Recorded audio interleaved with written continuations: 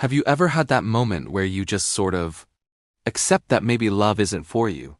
That was me for years. It wasn't about some dramatic movie-style heartbreak or a huge tragedy. It was just a slow drip of disappointments. The kind that wears you down until you just stop believing. I'd watch my friends fall in love, get married, and start building their families. I'd smile and tell myself, my time will come, but it never did.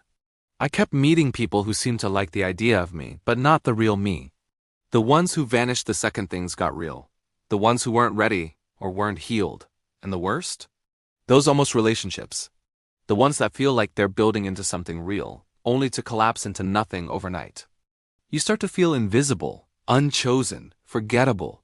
The nights got lonelier, and the weekends just felt heavy. And honestly, I got so tired of pretending I didn't care. It hurt, so I did what everyone does. I tried everything. I was on all the dating apps, swiping until my thumb was numb.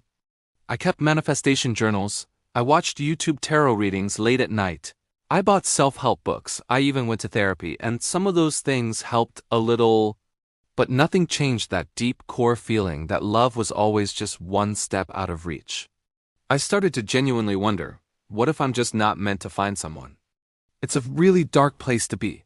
It's this quiet, heavy sadness that nobody really talks about.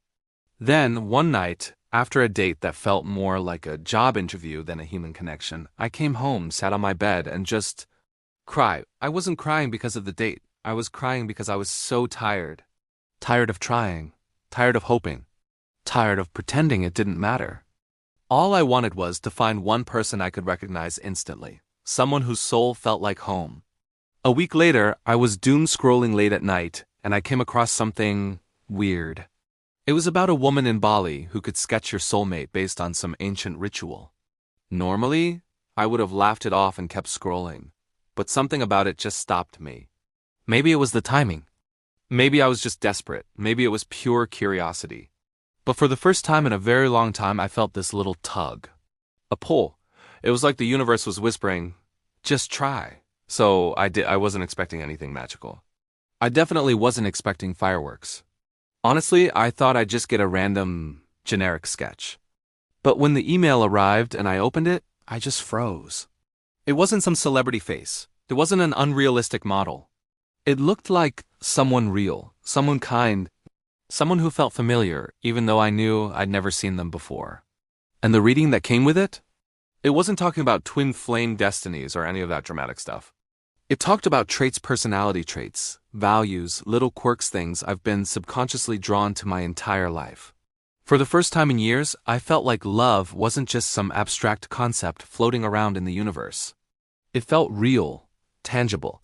It felt like there was actually someone out there meant for me. Someone I could recognize. Now, this didn't magically fix my life overnight. It didn't summon a soulmate to my doorstep the next day. But what it did do was give me hope. The quiet kind that sits in your chest and whispers, you are not forgotten. You are not invisible. Look, I'm not saying this is for everyone.